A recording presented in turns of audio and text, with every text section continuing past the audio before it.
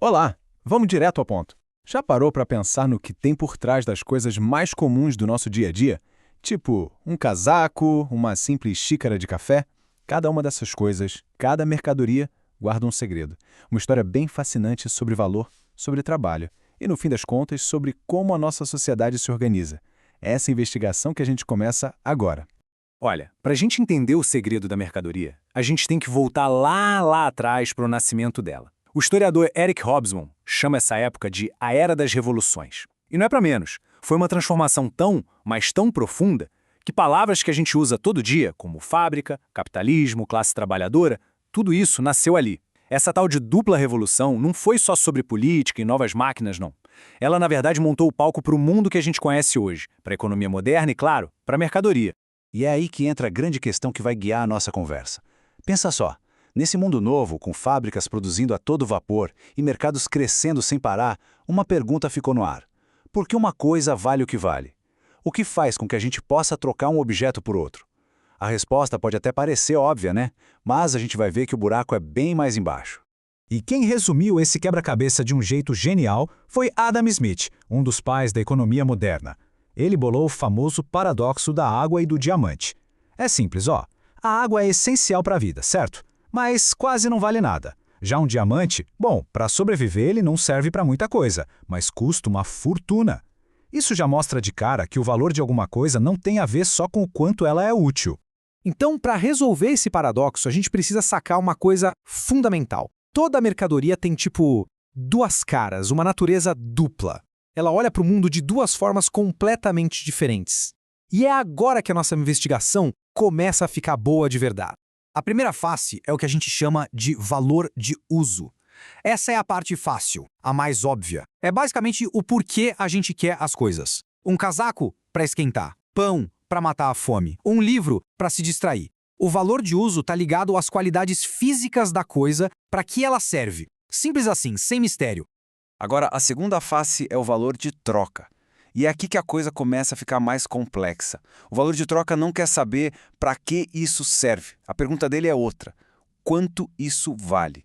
É um valor que não é da coisa em si, mas um valor social, que só existe quando a gente compara uma mercadoria com outra no mercado. De repente, um casaco não é só algo que esquenta. Ele passa a ser igual a, 10 metros de linho ou a 20 quilos de café. Olha só como isso resolve o paradoxo do Adam Smith. A água tem um valor de uso gigante, mas um valor de troca minúsculo. O diamante, o contrário, valor de uso quase zero, mas um valor de troca que vai lá nas alturas. Fica claro, né? Essas duas faces do valor são praticamente opostas. O grande segredo da mercadoria, então, tem que estar escondido aí, no tal do valor de troca. Ok, então se o valor de troca não vem da utilidade, ele vem de onde?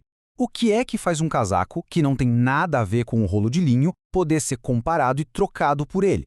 Tem que existir alguma coisa em comum entre eles, uma substância secreta que ambos compartilham. Pensa um pouco nisso. Para a gente dizer que duas coisas são iguais em valor, elas precisam ter algo em comum. Mas o quê? Não pode ser o peso, nem a cor, nem o formato, porque as mercadorias são todas diferentes umas das outras. Então, qual é essa substância misteriosa que permite comparar banana com, parafuso? E aqui vem a grande revelação. Segundo Karl Marx, a única coisa que todas as mercadorias têm em comum é o trabalho humano. É isso. Elas são produtos do esforço humano. O valor de troca de uma coisa, então, é definido pela quantidade de trabalho que foi gasta para produzir aquilo.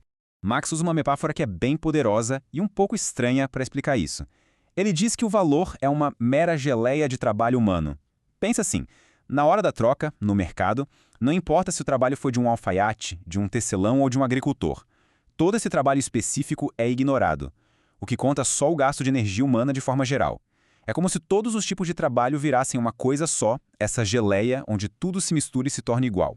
O nome técnico para isso é trabalho abstrato. Não é o trabalho concreto que a gente vê, a costura do casaco ou a colheita do café. É o trabalho como um todo, como o tempo. O tempo de trabalho que a sociedade considera necessário para produzir alguma coisa. É essa ideia de tempo que permite que a gente compare coisas tão diferentes. No fim das contas, o valor é medido no relógio. E olha que interessante como essa mágica acontece. É o próprio ato da troca que faz isso. Quando a gente troca um produto por outro, mesmo sem perceber, a gente está dizendo que o tempo de trabalho gasto em cada um deles é igual. É esse ato social, a troca, que pega os trabalhos concretos e diferentes e transforma tudo em trabalho abstrato, que é a verdadeira fonte do valor. Mas a história não acaba aqui não. Tem mais uma camada nesse mistério. Porque a partir do momento em que as mercadorias começam a circular por aí, uma coisa muito esquisita acontece. Parece que elas ganham vida própria, sabe? Como se tivessem poderes mágicos. O nome que o Marx deu para esse fenômeno é fetichismo da mercadoria. Sabe o que é isso? É aquela nossa tendência de achar que o valor é uma coisa da própria mercadoria. Como se o ouro já nascesse valioso, ou como se um celular de última geração tivesse um poder mágico nele mesmo. A gente esquece que, na real, o valor não está na coisa, mas sim na relação social entre as pessoas que produziram e trocaram aquela coisa. Essa é a grande sacada do fetiche. Em vez da gente enxergar a conexão que existe entre nós e as dezenas, centenas de pessoas que trabalharam para montar o nosso celular, a gente só vê a relação entre o nosso dinheiro e o aparelho na loja. O trabalho humano some, desaparece. O que fica é só essa relação que parece mágica entre as coisas. E como o próprio Marx destaca, esse tal de fetichismo não é um erro de julgamento nosso, um engano individual. É uma ilusão que faz parte do sistema. Ela aparece de forma inevitável numa sociedade onde a produção é toda fragmentada e a única forma das pessoas se conectarem é através da troca de mercadorias no mercado.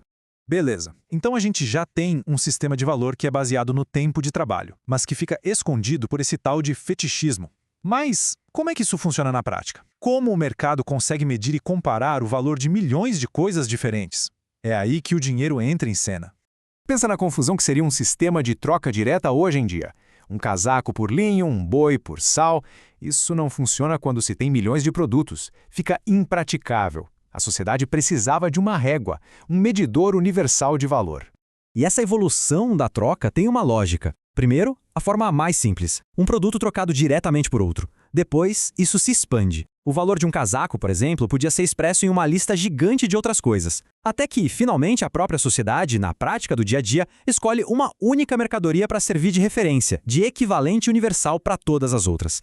Essa mercadoria que foi, digamos, separada das outras, se torna a medida universal de valor. Ela se torna o dinheiro. Ou seja, o dinheiro não foi inventado do nada. Ele surgiu do próprio processo de troca, ele é uma mercadoria como qualquer outra, o ouro, por exemplo, que também tem trabalho embutido, mas que a sociedade deu uma função especial, servir de espelho para o valor de todo o resto. Essa metáfora do espelho é perfeita. O dinheiro funciona como um espelho universal, onde todas as outras mercadorias se olham para ver e comparar o seu próprio valor. Quando a gente olha para a etiqueta de preço de alguma coisa na loja, o que a gente está vendo ali é exatamente isso, o reflexo do valor daquela coisa. Ou seja, a quantidade de trabalho abstrato, só que expresso na língua que todo mundo entende, a do dinheiro. Então vamos só recapitular nossa jornada até aqui, para amarrar tudo. A gente começou com o paradoxo da água e do diamante, né? Depois descobrimos que toda mercadoria tem duas caras, valor de uso e valor de troca. Aí a gente viu que a substância secreta por trás do valor de troca é o trabalho abstrato. Vimos também como isso cria aquela ilusão social, o fetichismo. E por fim, entendemos como o dinheiro surge no final desse processo todo para organizar o sistema. E isso tudo nos leva a uma pergunta final para a gente ficar pensando. Essa análise, que vem lá do século XIX, nos convida a olhar para além da etiqueta de preço, para além da superfície do nosso mundo de consumo. Se por trás de cada valor, de cada preço, existe tempo de trabalho, existe vida humana gasta, o que é que a gente está realmente trocando quando compra e vende coisas? Fica aí a reflexão.